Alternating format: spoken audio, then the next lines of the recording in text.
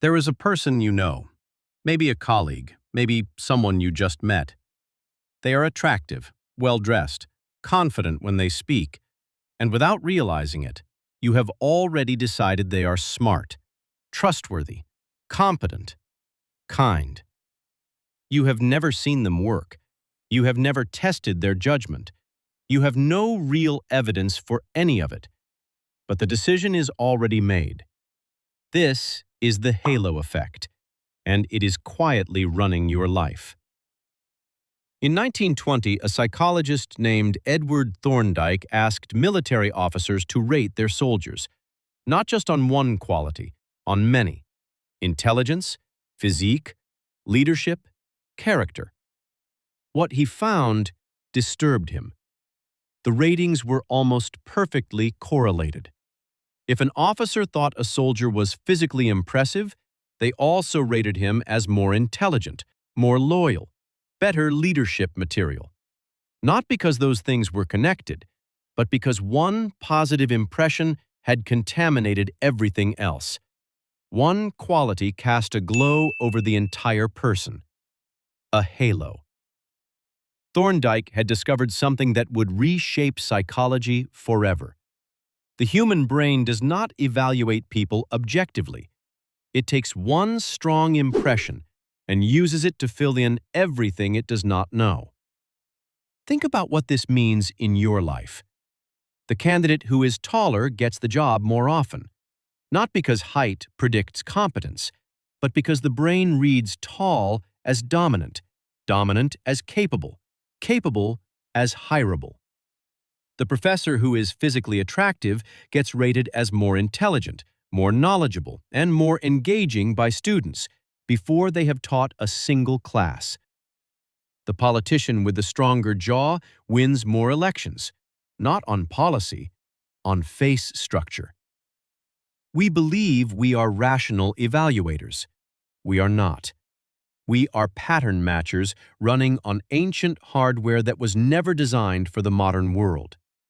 In the ancestral environment, a strong, healthy, attractive appearance genuinely correlated with good genes, good health, and good survival prospects. The shortcut made sense.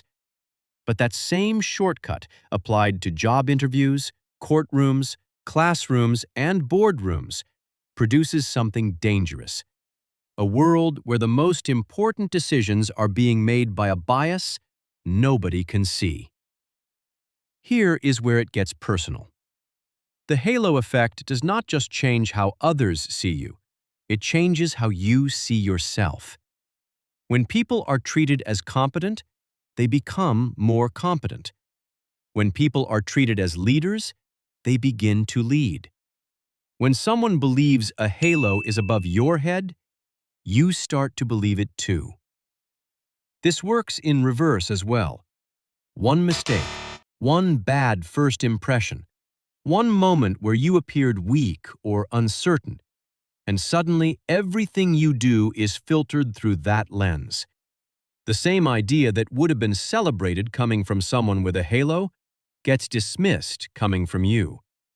Not because the idea changed, because the glow did. So what do you do with this? You cannot eliminate the halo effect. It runs below conscious awareness. But you can do something more powerful. You can become aware of when it is running you. The next time you find yourself instantly impressed by someone, pause. Ask what specific evidence you actually have. The next time you dismiss someone, ask whether you are evaluating their idea or their image. And the next time you walk into a room, understand that before you speak a single word, before you share a single thought, people have already formed an impression. Not of your intelligence, not of your character, of your surface. And that surface, whether you like it or not, is sending a signal. The question is whether you are sending it deliberately or letting it send itself. The halo effect is not a flaw in weak minds. It is a feature of all minds. Built in, automatic, invisible. The people who understand it use it. The people who do not are used by it. Which one are you?